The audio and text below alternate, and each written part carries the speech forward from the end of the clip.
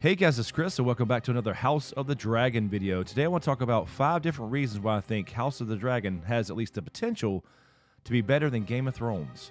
It's been now about 3 years since Game of Thrones broke most of our collective hearts. I do know there's some people out there that enjoy the ending, and that's perfectly fine as well, but I think for the most part people were disappointed with the ending of Game of Thrones since the True Queen went mad overnight and burned King's Landing after easily taking the city, since Jaime Lannister went back to Cersei after 7.5 years of character development, since Tyrion lost IQ points the last few seasons, and since Jon was reduced to whinging about "I don't want it" for most of his dialogue in Season 8. So here are 5 reasons why I think House of the Dragon has the potential to be better than Game of Thrones. Now, will anything ever surpass Seasons 1 through 4 of the show? Probably not, but as an overall story, House of the Dragon certainly has all the right ingredients. So let's jump right in. Number 1, this is a finished story.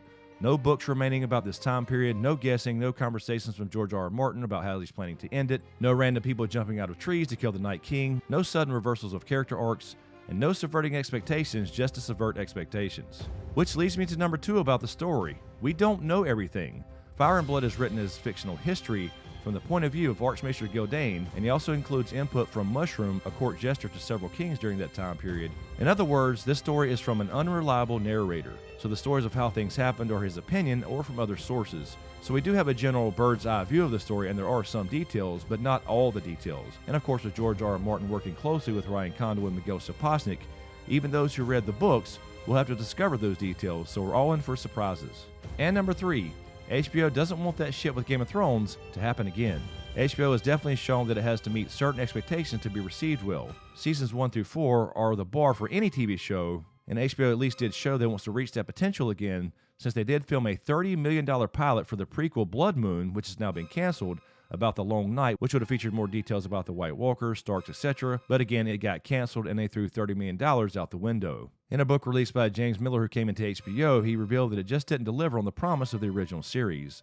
And I quote, "They had just spent over $30 million on Game of Thrones prequel pilot that was in production when I got there. And when I saw a cut of it a few months after I arrived, I said to Casey, this just doesn't work, and I don't think it delivers on the promise of the original series." And he didn't disagree, which was actually a relief.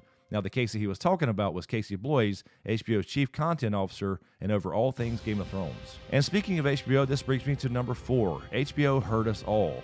They know the greatest show of all time was completely fucking ruined. And I don't think they want to continue this Ice and Fire universe they're planning, so they can't let that happen again. If show fatigue becomes an issue like it did with Dan and Dave, I think they will definitely replace people if need be. Now, I don't foresee this happening with House of the Dragon. I don't know how many seasons we have planned. I would say probably 5 or 6, but I don't really know, obviously. But I don't think Ryan Condal is an Ice and Fire expert, as well as Miguel Sapochnik, who you may remember from Game of Thrones, who did the great episodes like Hard Home, Battle of the Bastards, etc. I think they're completely committed. And Ryan Condal being there as well, being an Ice and Fire expert, along with George R.R. Martin staying closely involved, I don't think we have to worry about show fatigue this time. And finally, number 5, we all need this shit.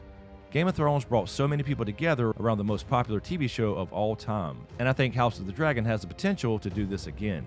Now, the ending of Game of Thrones still has many people heartbroken, and although a lot still say they don't care because, quote, we know how it all ends, which I do understand to some degree, this era still has many good stories to tell. We have other prequels coming as well. We have new characters to get invested in, more political intrigue, more backstabbing, and oh yeah, 17 fucking dragons. Anyway, guys, let me know what you think in the comments below. Will House of the Dragon have the potential at least to be better than Game of Thrones in its entirety? As usual, thanks for all the support, especially you guys on Patreon, and a huge shout out to my executive Patreon SmokeScreen producers. And of course, if you dig what I do here, please give these videos a like, comment, and a share. And do me a huge favor as well, and subscribe to this channel as we try to turn this back around and get to 100,000 subscribers, which we were very close to doing the last couple seasons of Game of Thrones. So thanks for watching, and we'll see you next time.